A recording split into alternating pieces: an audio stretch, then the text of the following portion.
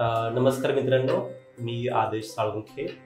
BCA नंतर I think तुम्ही post graduation केलं, MCA केलं आणि MCA नंतर तुमचा पहिला जॉब काय होता आणि पहिला पगार काय होता याच्याबद्दल जाणून गेलं खूप. मी तरीही .NET किंवा फ्रीलान्सिंग वर्क करायचो किंवा वेबसाईट वगैरे डिझायनिंग करायचो सुरुवातीला, पण इच्छा होती की नाही जावामध्येच करायचं.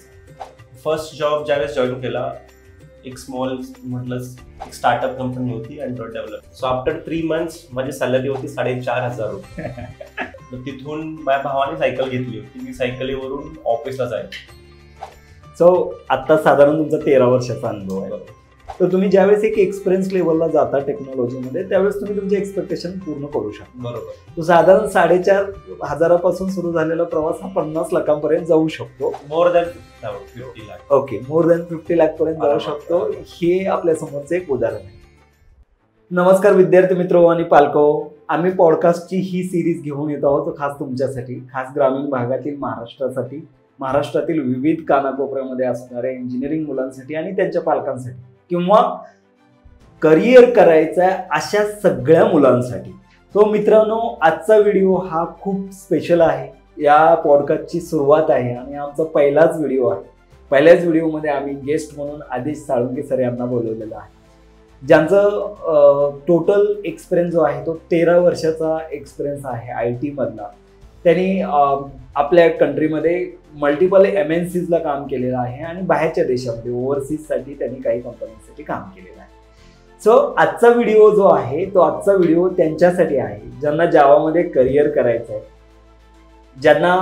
ज्यांनी जावामध्ये ऑलरेडी करिअर स्टार्ट केलं आहे आणि एका मिड लेवलला आहे, आणि जे जावामध्ये हाय लेवलला आहेत म्हणजे आर्किटेक्ट लेवलला आहेत, अशा लोकांसाठी हा आजचा खास व्हिडिओ असणार आहे. या व्हिडिओ मागं किंवा या पॉडकास्ट शूट करण्याच्या मागं एक प्रामाणिक तळमळ अशी आहे की आपल्या भागातील म्हणजे ग्रामीण महाराष्ट्रातील अनेक सक्सेसफुल मुलं किंवा जे कॅन्डिडेट्स आहेत ते ज्यांनी 10-12 वर्ष केटर केले आहे सर्व्हिस इंडस्ट्रीला किंवा मल्टिपल इंडस्ट्रीमध्ये, मग सिव्हिल असो, मेकॅनिकल असो, IT असो, किंवा ज्याच्यामध्ये करिअर करता येईल अशा सर्व क्षेत्रातील लोकांना आपण इन्व्हाइट करणार आहोत. त्यामुळं हा चॅनल जो आहे तो हा चॅनल तुमच्या सर्व करिअर करणाऱ्या मित्रांसाठी फॉरवर्ड करा, सबस्क्राईब करून ठेवा. तो आजचे गेस्ट जे आहे ते आजचे गेस्टबद्दल थोडंसं माहिती सांगतो की आज आपल्याकडे आलेले आहेत आदेश साळुंखे, ज्यांचा IT मधील 13 वर्षाचा अनुभव आहे. त्यांच्याबद्दल बरंच काही जाणून घ्यायचं आहे, बऱ्याच साऱ्या गोष्टी आहेत त्यांच्याबद्दल ऐकण्यासारख्या. त्यांनी अगदी 13 वर्षापासूनची जी सुरुवात आहे किंवा त्यांच्या शाळेपासून कॉलेज लाईफपासूनची जी सुरुवात आहे त्या सगळ्यांबद्दल आज आपण सविस्तर जाणून घेणार आहोत. आणि आदेश सर, पुन्हा एकदा खूप सारं स्वागत तुमचं पॉडकास्ट परिवारामध्ये.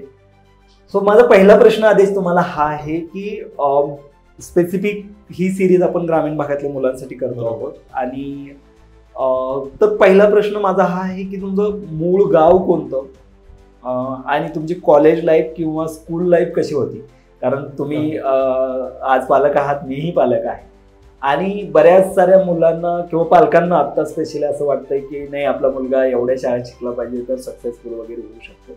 तुमच्या बाबतीतचं काय होतं साधारण तुमचं स्कूल लाईफ, कॉलेज लाईफ याच्याबद्दल थोडंसं बोलूया. ठीक आहे. नमस्कार मित्रांनो, मी आदेश साळुंखे. मी ॲक्च्युली मूळचा सातारा जिल्ह्यामध्ये खटाव तालुक्यामध्ये मायनी गाव आहे, त्या गावामधून आहे. तर ते खूप छोटं गाव होतं, म्हणजे आता खूप मोठं झालं आहे, पण ज्यावेळेस मी होतो त्यावेळेस छोटंच गाव होतं. म्हणजे आमची शाळा होती, मराठी शाळेमध्ये शिकलो आहे मी ॲक्च्युली. आणि घर म्हणजे फॅमिली, वडील शेती करणारे, साधारण जे इंदिरा आवास योजनेतून आम्हाला घर मिळालेलं होतं त्यावेळेस, तेच घर आहे अजूनही मायनी गावामध्ये.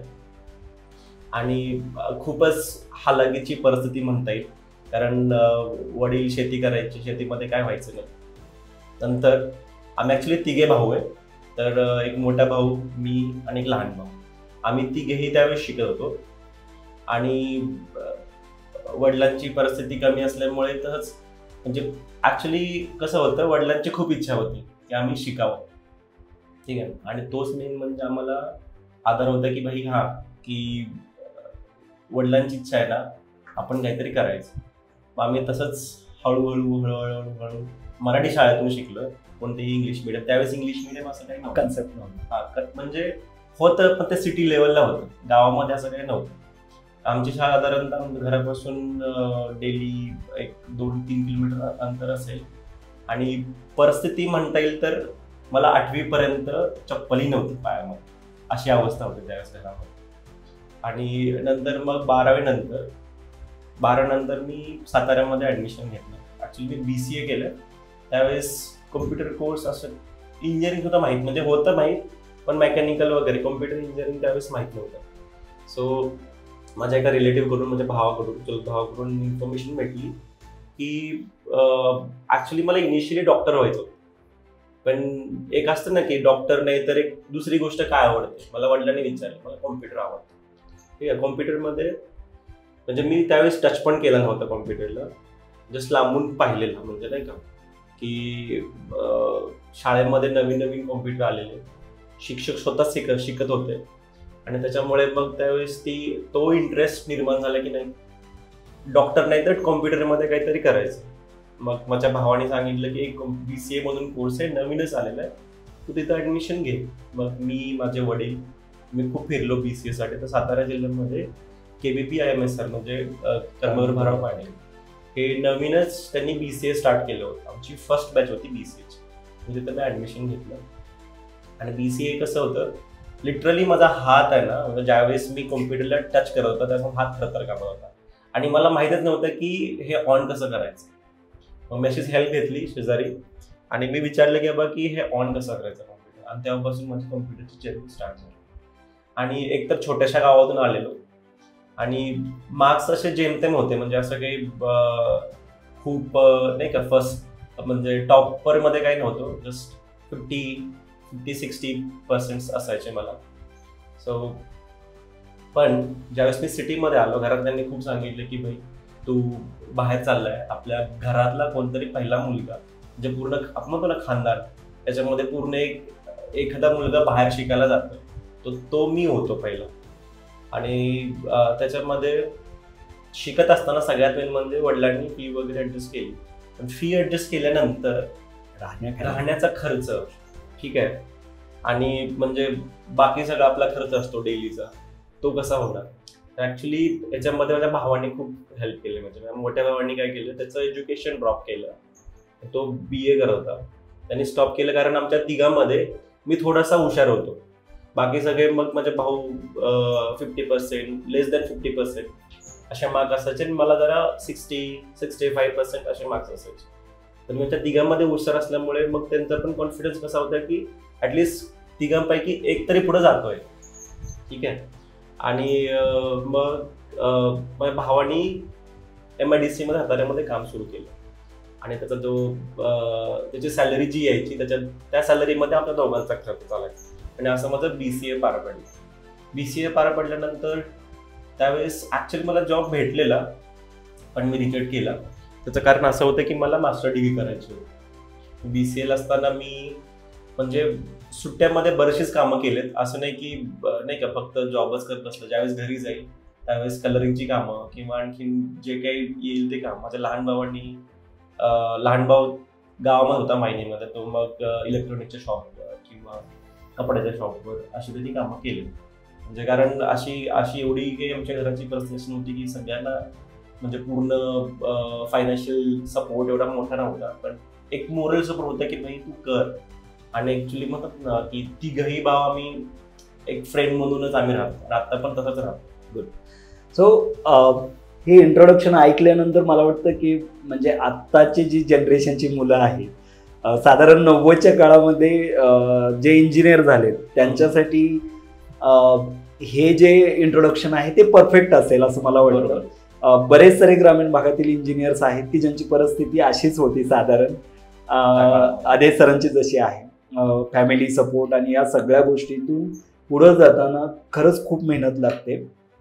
हे आत्ताच्या जनरेशनला थोडंसं वेगळं वाटेल, बट खूप सारे लोक या परिस्थितीतून आलेत आणि खूप मोठा प्रवास आहे. म्हणजे सातारा ते बँकॉक हा खूप एनर्जेटिक किंवा प्रेरणादायी प्रवास आहे आणि त्याच्याबद्दल आपण हळूहळू जाणून घेणार आहोत.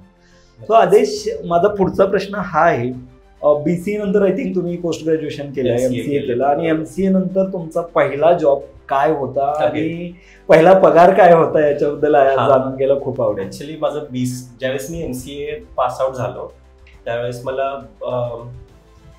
जॉब सर्चिंग सुरू होतं आणि मला असंच कळलं की जावामध्ये मोस्टली चांगले जॉब्स असतो जावाच्यामध्ये. आणि ज्यावेळेस मी पास आउट झालो MCA त्यावेळेस रेसिशन सुरू होतं आणि MCA नंतर मला जॉब करायचा होता तर जावामध्येच करायचा, दुसऱ्या कुठल्या लँग्वेजमध्ये करायचं. मी तरीही .NET किंवा फ्रीलान्सिंग वर्क करायचो किंवा वेबसाईट वगैरे डिझायनिंग करायचो सुरुवातीला, पण इच्छा होती की नाही जावामध्येच करायचं. फायनली मला जावामध्येच जायचं. सो माझा फर्स्ट जॉब ॲक्च्युली मी पुण्यामध्ये ज्यावेळेस MCA पास आउट केल्यानंतर लिटरली माझा इंटरव्ह्यू अख्खा एक दिवस चालला. एक छोटीशी स्टार्टअप कंपनी होती आणि तीही अँड्रॉइड डेव्हलपमेंटमध्ये. मी अँड्रॉइड डेव्हलपमेंटचा कोर्स केला.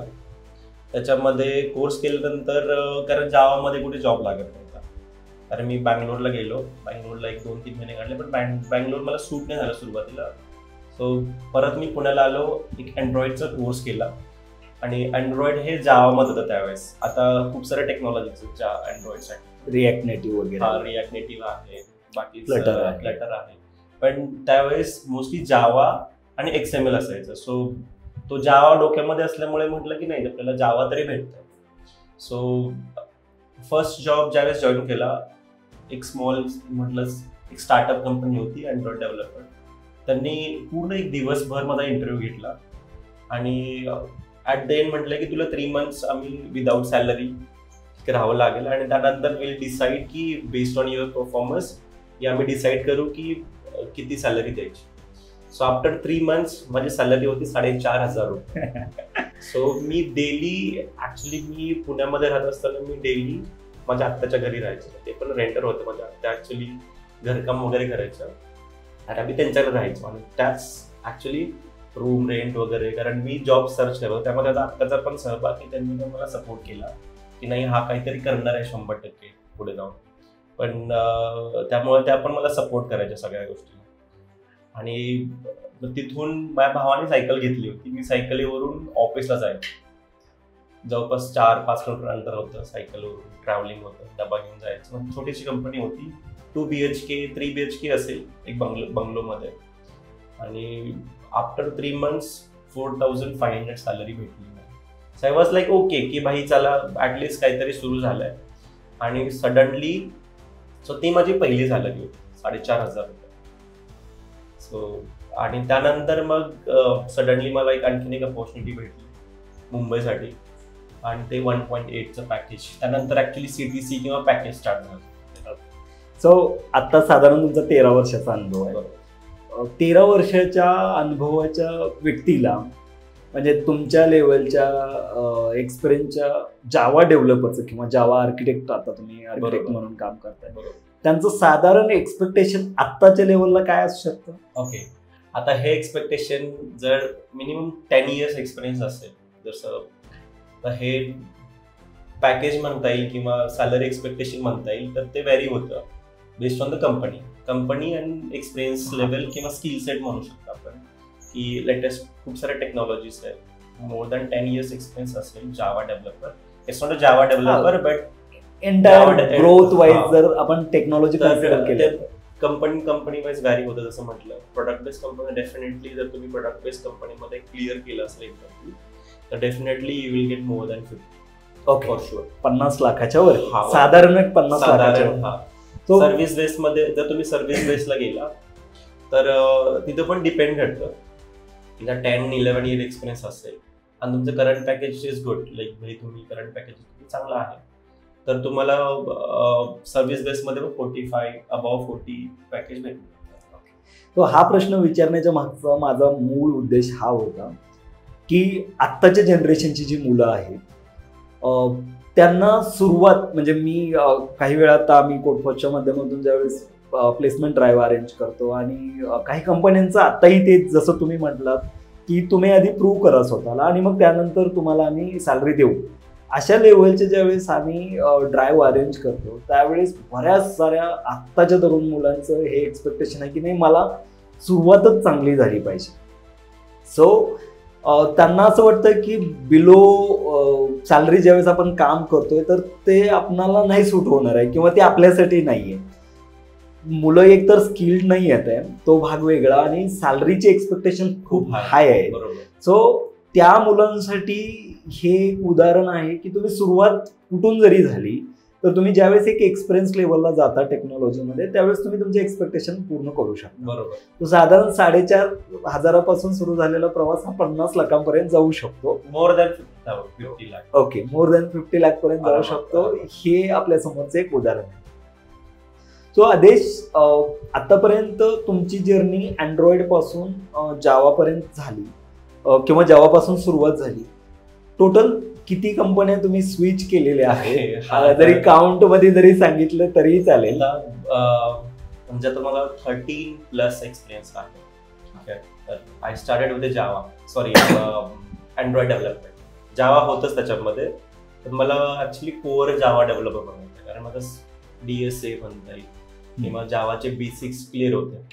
आणि नुसतं जावा असून नाही झालं पण त्याच्याबरोबर खूप सारे ॲडव्हान्स फ्रेमवर्क्स आहेत जावासाठी ज्याच्या थ्रू आपण डेव्हलपमेंट करतो ऍक्च्युली. आणि खूप सपोर्टिव्ह टेक्नॉलॉजीज असतात तो पूर्ण एक प्रोजेक्ट ड्राईव्ह करण्यासाठी. सो सॉरी, तुमचा क्वेश्चन काय होता? माझा क्वेश्चन हा होता की टोटल किती कंपनीमध्ये काम केलेलं आहे, त्यामध्ये इंडियामध्ये किती केलंय आणि ओव्हरसीज किती केलंय? ओके, तर मी इंडियामध्ये साधारणतः 5 ते 6 कंपन्यांमध्ये केलेलं आहे आणि आउट ऑफ कंट्रीमध्ये 2 कंपन्यांमध्ये काम. गुड. सो म्हणजे टोटली 8 कंपनी असं म्हणू शकतो. साधारण 8 कंपन्या मी आतापर्यंत विदिन 13 इयर्स मध्ये.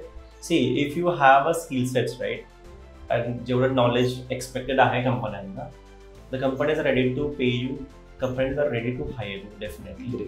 त्यासाठी डेफिनेटली तुम्हाला तुमचे स्किल सेट अपग्रेड करावे लागतील किंवा इम्प्रूव्ह करावे लागतील किंवा तुम्हाला डेली स्किल सेट इम्प्रूव्ह साठी टाइम स्पेंड करावा लागेल. गुड. सो कंपनी चेंज करणं म्हणजे ज्यांनी आता IT मध्ये सुरुवात केली आहे त्यांच्यासाठी असं म्हणू शकतो की आपण कंपनी मध्ये तेवढ्या वेळासाठी थांबलं पाहिजे की जेवढं तुम्हाला शिकायला भेटतं, रादर दॅन पेमेंट किंवा पैसा. सुरुवातीचे काही दिवस तुमचं नॉलेजकडे तुम्ही जास्त फोकस केलं पाहिजे आणि एका लेवल नंतर मग तुम्ही स्विचिंगच्या पाठीमागे लागू शकता जेणेकरून तुम्हाला तुमचे सॅलरीज किंवा जे तुमचे एक्सपेक्टेशन आहे, फायनान्शियल एक्सपेक्टेशन आहे त्या मीट होतील. पण सुरुवातीचे काही दिवस तुम्ही नॉलेजवरती फोकस केला पाहिजे.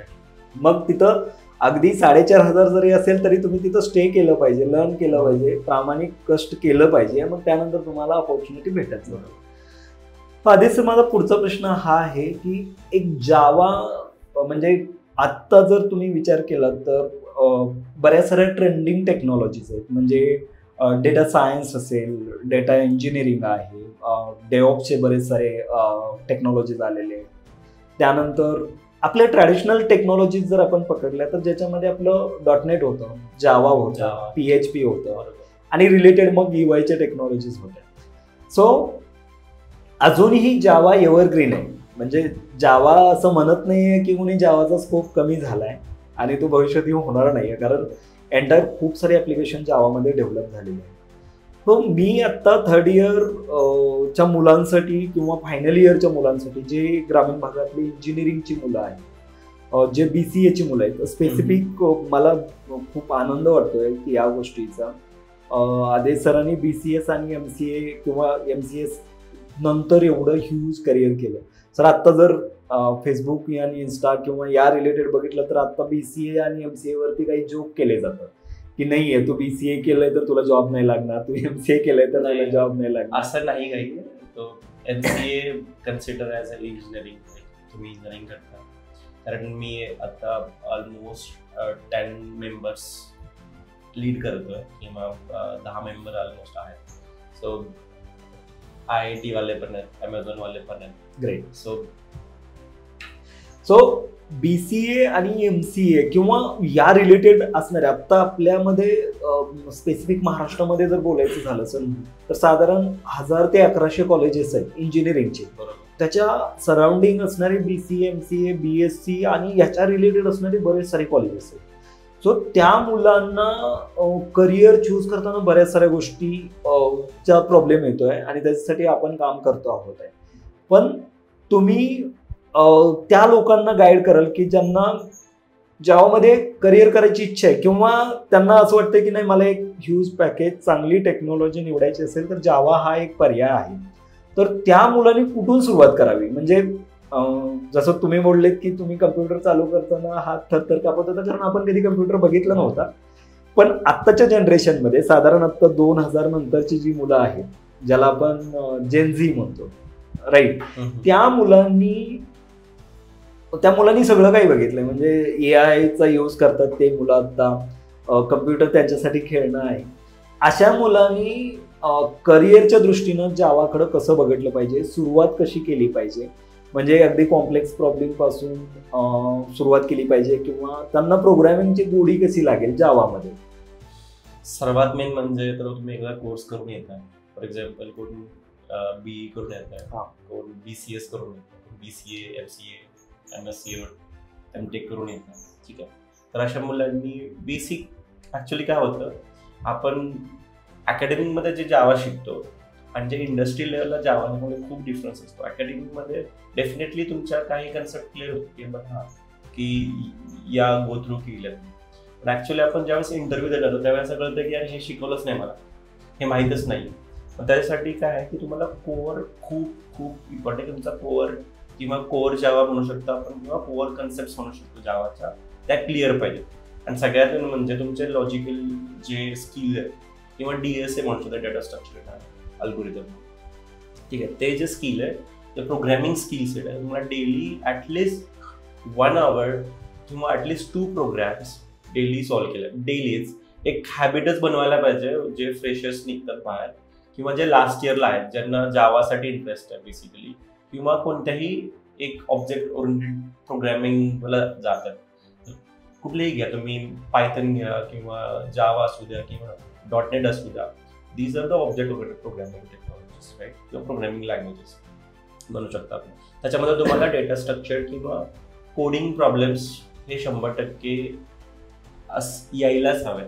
म्हणजे ॲटलिस्ट मी तर म्हणतो की तुम्हाला एक फॉर एक्झाम्पल एक मुलगा आहे जो मिडल म्हणजे ॲव्हरेज आहे, ठीक आहे, आपल्या क्लासमध्येचा ॲव्हरेज आहे 60-65 वाला, डेफिनेटली टॉपर असेल तर तो आणखीन त्याच्या स्किल्स आहे, डेफिनेटली तो 8 तास स्टडी करत असेल, पण एक ॲव्हरेज स्टुडंट 2 तास करतो.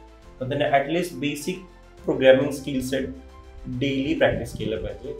त्यावेळेस कुठंतरी त्याचं एक आहे ना इंटरव्ह्यूसाठी किंवा इंटरव्ह्यू प्रिपरेशनसाठी तयार केली पाहिजे.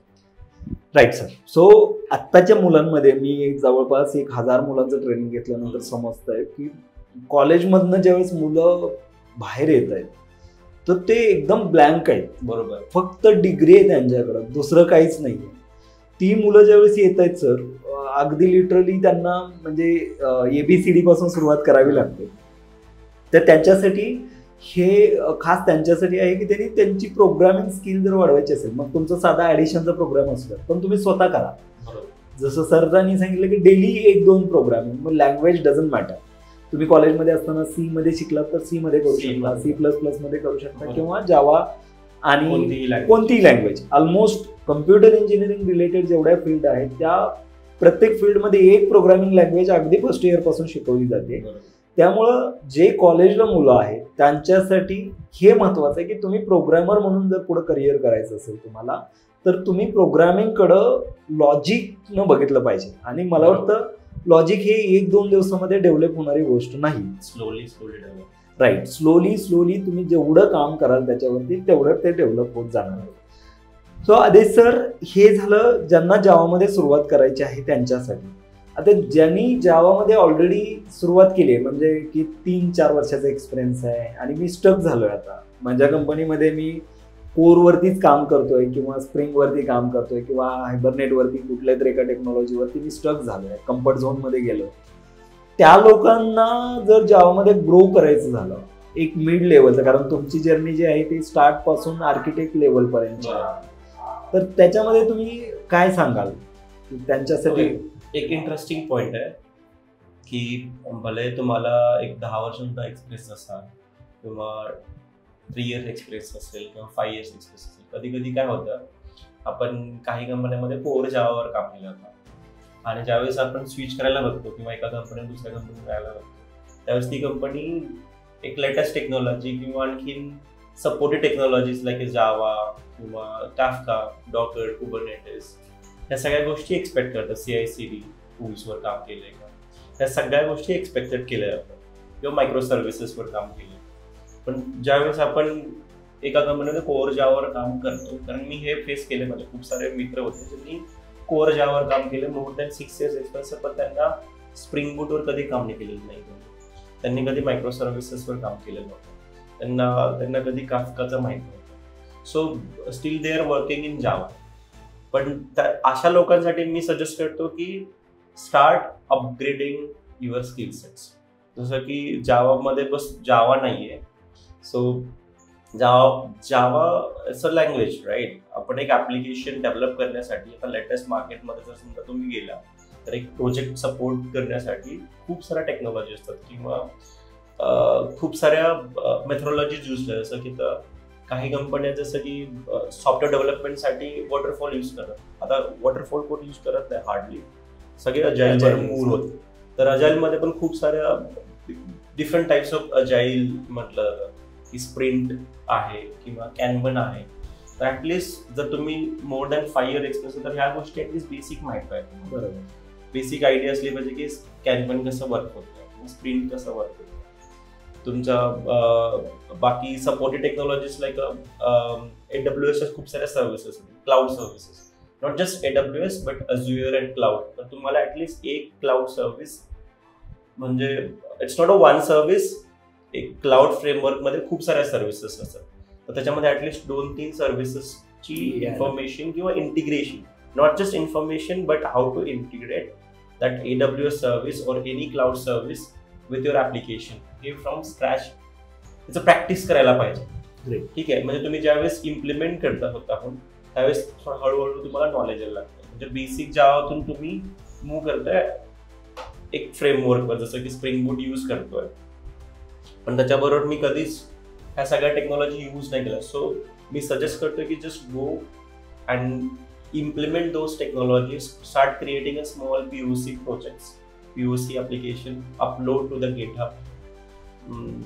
एवढंच मी सजेस्ट करू शकतो. ग्रेट. म्हणजे तुम्ही काम करत असताना तुम्ही पर्सनल गिट रिपॉझिटरीज ज्या आहेत त्या अपडेटेड ठेवल्या पाहिजे. बरोबर, गुड. सो आता तुम्ही तुमचा रोल जो आहे तो जावा आर्किटेक्टचा आहे, आणि एक्झॅक्टली जावा आर्किटेक्ट म्हणजे काय आहे, आणि म्हणजे आता जे मिड जावा आहेत त्यांना जावा आर्किटेक्टचा रोल समजत असेल किंवा आर्किटेक्ट आहेत त्यांच्यासाठी तर नक्की समजत असेल. बट आपले काही प्रेक्षक असे आहेत की जे पालक आहेत इंजिनिअरिंगच्या मुलांचे, काही मुलं स्टार्ट केलेलं आहे, त्यांना जावा आर्किटेक्ट व्हायचं असतं, तर तो जावा आर्किटेक्टचा रोल काय असतो एक्झॅक्टली आणि रिस्पॉन्सिबिलिटीज काय असतात? आता खूप आर्किटेक्ट रोलला खूप मोठ्या रिस्पॉन्सिबिलिटी म्हणतो, कारण it's not just dealing with the team. Actually आपण त्यावेळेस क्लायंट सोबत पण डील करतो. डील म्हणजे you have to connect with the client directly. आजकाल कसं झालं की मोस्ट ऑफ द कंपनीजमध्ये डेव्हलपर्स सुद्धा कनेक्ट करतात क्लायंटशी, बट अजूनही काही प्रोजेक्ट असे आहेत की दर इज अ मिडलवेअर, जसं की आर्किटेक्ट असेल किंवा टीम लीड असेल किंवा टेक लीड असेल, तर हेच responsible to connect the client, get the information. पहिलं काय होतं की आता आर्किटेक्टचा रोल याच्यामध्ये कसं म्हणलं जातं की to understand the information, try to create a architecture. हे कसं माझ्या करंट ॲज इज जे सुरुवातीला जे असेल किंवा नवीन काय डेव्हलप होत आहे तर ते हाय लेवल कसं फ्लो दिसेल, ते बिझनेस टीम किंवा जे क्लायंट टीम असेल त्यांना ते समजेल का आपण जे डेव्हलप करणार आहे किंवा आर्किटेक्ट बनवणार आहे. सो तो मेनली यूज असतो. आणि ते जो आर्किटेक्ट असेल, जे आपण जे आर्किटेक्चर बनवतोय, ठीक आहे, एक हाय लेवल असेल किंवा लो लेवल डायग्राम असेल खूप साऱ्या, बट ह्या आर्किटेक्टला अगोदर नुसतं डायरेक्ट जम्प नाही करत. So that architect should know the all basics. There are lots of things in architect role.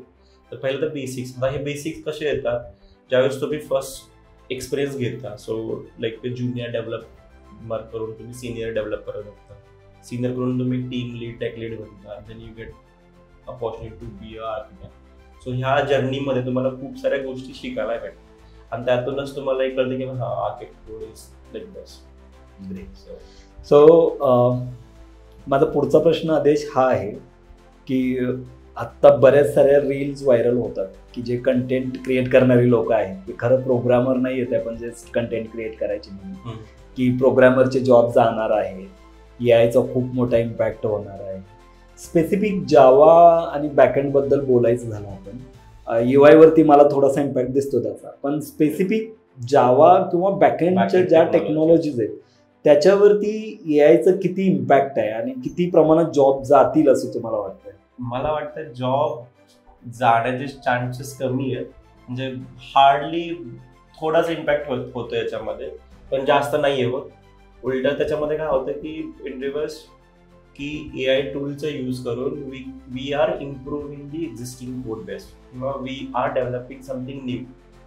असं नाही की तुमचा पूर्णपणे जॉब जाणार आहे, इफिशियन्सी वाढवू शकतो. हा, जसं की आता खूप सारे को पायलट यूज करतात काही कंपन्यांमध्ये किंवा इंटिग्रेट करतात करंट. फॉर एक्झाम्पल आता मी जावा फ्रेमवर्कचं एक एक्झाम्पल देतो. आता मी स्प्रिंग बूट आहे माझ्यावर आणि मी इंटेलिजंट यूज करतो. So we can implement lots of like AI tool to आणि मेक शुअर करा की ते AI टूल जेन्युइन असले पाहिजेत. ठीक आहे, की शुड नॉट बी, म्हणजे काय होतं की आपण कधी कधी अननेसेसरी ॲप्लिकेशन डाउनलोड करतो आणि that may cost to the company, आणि असं पण होऊ शकतं. मग ते एम्प्लॉईला पण ते फेस करावं लागतं. सो बेस्ट की तुम्ही कनेक्ट करा तुमच्या मॅनेजरशी किंवा सिनियरशी अँड जे कंपनीच्या एक्सपेक्टेड किंवा कंपनीच्या लिस्ट आउटमध्ये जे ॲप्लिकेशन को पायलट मोस्टली सगळेजण यूज करतात. तर you can go with the Copilot, start creating or analyzing the code. You can ask Copilot or any other tool, ChatGPT is there. तुम्ही अजून पण खूप सारे टूल्स आहेत जे स्पेशली कोडिंगसाठी यूज केले जातात आणि त्याच्यामुळे जॉब जाणार नाही. सो जे रील्स बघतात आणि समजतात की प्रोग्रामिंगचे जॉब जाणार आहेत त्या मुलांसाठी स्पेशली हे आहे. रील्स आणि रिअल याच्यामध्ये खूप सारा डिफरन्स आहे. तुम्ही प्रामाणिकपणे कष्टाची तयारी ठेवा, शिकायला चालू करा, लर्न करा, ग्रास्प करा आणि अपॉर्च्युनिटी तुमच्यासाठी अवेलेबल असतील. मेनली तुम्ही अपग्रेड राहा. आजकाल कसं झालंय कंपन्यांमध्ये, जरी फ्रेशर असाल ना तरी ते एक्सपेक्ट करतात की फ्रेशरला पण स्प्रिंग बूट, जर स्पेशली तुम्ही जावामध्ये जात असाल तर नुसतं जावा येऊन चालत नाही. जरी तुम्ही फ्रेशर जात असाल तर त्याला जावा, स्प्रिंग बूट, मायक्रो सर्व्हिसेस, क्लाउड टेक्नॉलॉजी किंवा एखादं क्यू फ्रेमवर्क जसं की SQS असेल, JMS असेल किंवा RabbitMQ असेल किंवा काफ्का असेल, डॉकर आहे, तुमचं कुबरनेटिस आहे, CI/CD. तर हे बेसिक, आता ह्या पहिलं कसं व्हायचं की जावा बेसिक अंडरस्टँडिंग होतं का जावा येतं. आजकाल असं झालं की these are the basic things की ह्या तुम्हाला बेसिक टेक्नॉलॉजीज यायलाच पाहिजेत. So try to upgrade your skill sets with these. At least basic understanding असलं पाहिजे की काय आहे. ओके, ठीक आहे. सो आदेश, आजचा पॉडकास्टमध्ये आपण बऱ्याच सारे जावाबद्दलच्या गोष्टी बोललेलो आहे. तुम्ही बाहेरच्या देशातही काम केलेलं आहे, ओव्हरसीज मला वाटतं बँकॉकला काम केलं आहे. तो म्हणजे खूप लोकांचं स्वप्न असतं की बाहेर जाऊन काम करावं. मला वाटतं प्रत्येक सॉफ्टवेअर डेव्हलपरचं स्वप्न असतं एकदा कधी पण फ्लाय करावं आपण. तर तुमचा एक्सपिरियन्स काय आहे आणि स्पेसिफिक, म्हणजे माझा प्रश्न त्यांच्यासाठी आहे की जे तुमच्यासारख्या परिस्थितीतून येऊन, जे ग्रामीण भागातून येऊन करिअरची सुरुवात करतात आणि मग फ्लाय करतात, त्या लोकांचे प्रश्न खूप वेगळे आहेत. मी पुण्यातून फ्लाय करतोय कारण माझं बॉर्न बॉटअप पुणे आहे, तर माझ्याकडे सगळं काय आहे. आपल्याला पासपोर्टपासून सुरुवात करावं लागते. तर तुमचं काय सजेशन राहील की आपलं जर ड्रीम असेल मला बाहेरच्या देशात जाऊन काम करायचं, त्या लोकांसाठी तुमचं काय सजेशन असेल? आता त्या लोकांसाठी मी सजेस्ट करतो कीप ट्राय, बिकॉज एक असतं ना मनामध्ये इच्छा, म्हणजे ती जाऊन देऊ नका. सो ज्यांना कोणाला जॉब बाहेर कंट्रीमध्ये करायचा आहे, आणि कीप अप्लाइंग मल्टिपल जॉब्स ठीक आहे, जे खूप सारे लिंक्डइन आहे, खूप सारे जॉब्स अपॉर्च्युनिटीज तुम्हाला आता ज्यावेळेस मी अप्लाय करतो त्यावेळेस स्टॅक ओव्हरफ्लो होतं.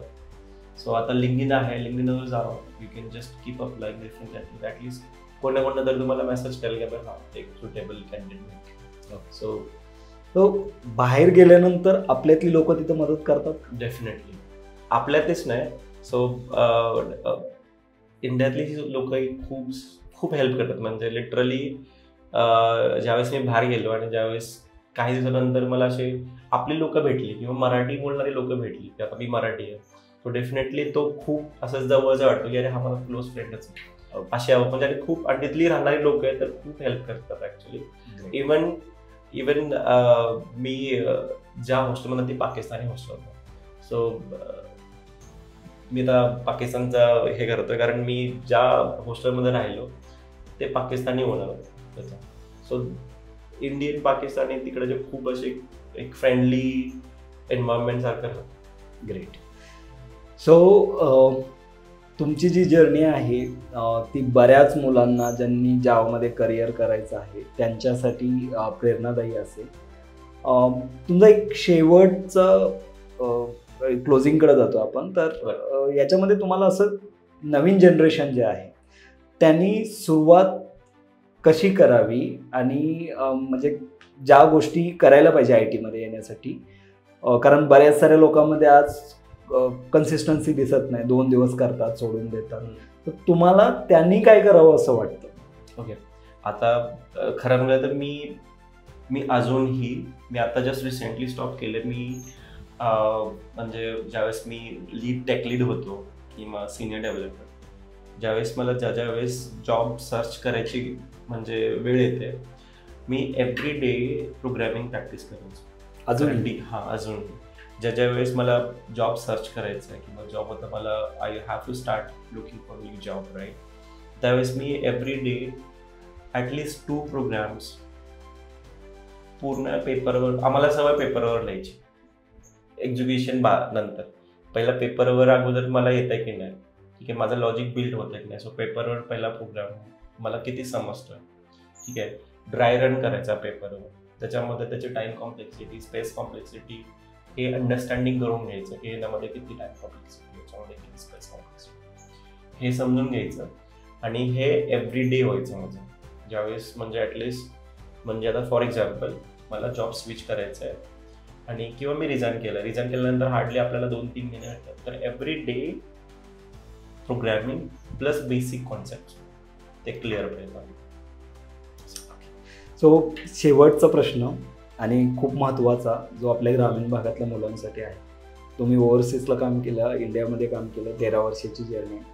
या सगळ्या जर्नीमध्ये कम्युनिकेशन जे आहे खूप इम्पॉर्टंट, ते किती इम्पॉर्टंट आहे? तुमची सुरुवात तुम्ही पहिल्यापासूनच फ्लुएंट इंग्लिश बोलत होतात का, आणि ह्याच्यावरती तुम्ही काय काम केलं आहे? मी ॲक्च्युली इंग्लिश माझं खूप खराब होतं. म्हणजे मला आठवत आहे मी MCA असताना बिझनेस कम्युनिकेशन एक सब्जेक्ट असतो, तर त्याच्यामध्ये थोडं प्रेझेंटेशनचं होतं. लिटरली मी ज्यावेळी डेस्कवर गेलो माझे पाय थरथर कापतात, मला शब्दच येत नाही. कारण इंग्लिश गावातल्या मुलांना इंग्लिश सांगायला इंग्लिशचं मार्क्स पण खूप असे 35-36%, 35-36 मार्क्स पडायचे इंग्लिशमध्ये, सो एकदम ॲव्हरेज इंग्लिश. पण ज्यावेळेस मी पुण्यामध्ये आलो त्यावेळेस खूप मिक्स मुलं होती, म्हणजे वेगवेगळ्या स्टेटची. आणि त्यानंतर काय झालं की खूप मुलं इंग्लिशमध्ये पण बोलायची, ठीक आहे. मग आपल्याला वाटतं की ॲटलिस्ट इंग्लिश नाही आपण स्टडी करू. So I started doing study. But इंग्लिशचं महत्त्व कधी कळलं मला लास्ट इयरला, ज्यावेळेस मी इंटरव्ह्यूला गेलो. मला आठवते मी विप्रोमध्ये फर्स्ट इंटरव्ह्यू द्यायला गेलो होतो आणि तोही आय थिंक काहीतरी मी म्हटलं घरची परिस्थिती अशी एवढी नसल्यानंतर इमिडिएट म्हटलं की चला कुठे कॉल सेंटरला वगैरे जॉब करतो, आणि इंट्रोडक्शन देताच येत नव्हतं.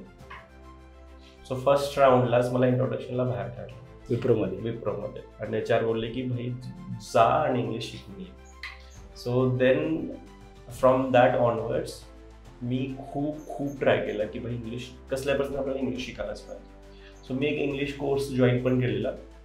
सो त्याच्यामध्ये मी लिटरली माझे 100% म्हणजे आपण म्हणतो ना की आपण 100% देतो, मी 100% द्यायला सुरुवात केली. म्हणजे मला स्वप्न पडायचे इंग्लिशमध्ये कम्युनिकेशन करतोय त्याची, किंवा मी बाहेर चाललो तर फॉर एक्झाम्पल एक ऑब्जेक्ट दिसतोय, त्याला डिस्क्राईब कसं करायचं इंग्लिशमध्ये, भले तुटकं फुटकं. इव्हन माझ्या भावांसोबत, आईसोबत इंग्लिशमध्ये बोलायचो. मला तिला कळत नाहीये, भावांना थोडंफार कळतं, पण त्यांना ग्रॅमॅटिकल माहीत नाही की मी चुका किती करतोय काय. त्याच्यामुळे मी डेअरिंग वाढलं, म्हणजे बोलायचं डेअरिंग वाढलं. आणि त्याच्यातून काय झालं की मला आणखीन एक संधी भेटली. एक असतात ना क्लासमधला एक ब्राईट स्टुडंट असं झालेलं. 100% जेव्हा आपण एखाद्या ठिकाणी देतो त्यावेळेस ते ऍक्टिव्ह दिसतो तिथं. आणि त्याच्यामुळे मला त्यांनी ते म्हटलं की तू शिकवशील का, इंग्लिश शिकवशील का. हा ठीक आहे. मग मी इनिशियली इंग्लिश शिकवायला पण सुरुवात केली. ग्रेट, ठीक आहे. आणि त्यातून मग हळूहळू स्टेज डेअरिंग किंवा थोडं प्रेझेंटेशन डेअरिंग. आता आम्हाला डेफिनेटली क्लायंट कम्युनिकेशन असतं, पण इंग्लिश खूप मॅटर करतं. आपल्यामध्ये आपली मुलं खूप घाबरतात. आणि मार्क्स डझंट मॅटर की तुम्हाला पहिले किती मार्क्स पडले होते, तुम्ही आत्ता किती परफॉर्म करताय, आता किती तुम्ही तुमच्या इंग्लिशसाठी देताय. ते आणि आजकाल कसं झालं कंपन्यांमध्ये, जरी तुम्ही डेव्हलपर असाल तरी क्लायंट एक्सपेक्ट करतो की मला 1-on-1 डेव्हलपर सोबत डिस्कस करायचं. ग्रेट. सो कम्युनिकेशन तुम्ही फ्रेशर म्हणून जात असाल कुठल्याही MNC मध्ये, तुम्ही कोणताही एक US प्रोजेक्ट असेल किंवा UK प्रोजेक्ट असेल किंवा कोणी अब्रॉडचा प्रोजेक्ट असेल, तर त्याच्यामध्ये एक्सपेक्टेशन असं असतात की त्यांनी इंग्लिशमध्ये कम्युनिकेट केलं पाहिजे. लिटरली तुम्हाला एक किस्सा सांगतो. माझ्या कंपनीमध्ये, माझ्या टीममध्ये जवळपास 10 मुलं होती. त्याच्यामध्ये इंग्लिश कम्युनिकेशनमुळे मी 2-3 मुलांना म्हणजे प्रोजेक्टवरून काढून टाकलं. का तर ते कम्युनिकेटच करू शकत नव्हते. जे आपण जे वर्कच सांगू शकत नव्हतं, टेक्निकल आपण लिहितोय सगळं. एका प्रोजेक्टवर गेल्यानंतर इट्स व्हेरी इझी की तुम्ही AI यूज करता. कोड लिहिणं खूप इझी आहे, पण त्या कोडला समजून सांगणं खूप डिफिकल्ट आहे. So right. आणि तेही इंग्लिशमध्ये. हिंदी मराठीमध्ये तर आपण बोलतोच, पण ज्यावेळेस क्लायंटला समजून सांगण्याची वेळ येते किंवा आपला स्टेटस देण्याची वेळ येते, आपण काय करतोय, किती अंडरस्टँडिंग आहे, तर ते त्याला पण समजलं पाहिजे. तर त्यांना पण समजलं पाहिजे की आपल्याला काय सांगायचं. तेवढं तरी ॲटलिस्ट इंग्लिश आलं पाहिजे. आता कसं झालंय, मार्क्स आहेत पण इंग्लिश नाही, अशी खूप अवस्था आहे आपल्या स्पेशली महाराष्ट्रातल्या मुलांची, आणि जे मराठी मीडियममधून आलो. सो मी पण मराठी मीडियममधून आलोय. सो आणि तुम्ही कधी बाहेर जायच्या अपेक्षा असेल की मला बाहेर जायचं आहे, डेफिनेटली तुम्हाला ॲटलिस्ट एक बेसिक कम्युनिकेट करणं एवढं तरी इंग्लिश आलं पाहिजे. सो प्लीज ट्राय की कंटिन्यू इंग्लिश बोलण्याचा प्रयत्न. तो मित्रांनो, हा पॉडकास्ट खूप जबरदस्त झालाय. सुरुवात खूप जबरदस्त आहे पॉडकास्टची. आमच्या करिअरच्या 100 वाटा या सिरीजचा ही पहिली सुरुवात होती. त्याच्यामध्ये बरेच सारे पॉडकास्ट येत आहेत, पण सुरुवात खूप दमदार झाली. हा पॉडकास्ट तुम्ही जास्तीत जास्त लोकांपर्यंत शेअर करा. जे तुमचे जावाचे मित्र आहेत त्यांच्यासोबत शेअर करा. ज्यांनी जावा ऑलरेडी स्टार्ट केलं त्यांच्यासोबत शेअर करा. हे विशेष म्हणजे 90च्या दशकातील ज्या इंजिनिअरने जे स्ट्रगल केलेलं आहे त्या इंजिनियर्स पर्यंत हा व्हिडिओ पोहोचला. पॉडकास्टला सबस्क्राईब करा, शेअर करा. आणि सर तुम्ही आलात, तुम्ही तुमचे थॉट शेअर केले, तुमची जर्नी शेअर केली, त्याबद्दल पॉडकास्ट बघायला खूप आभार. Thank you so much.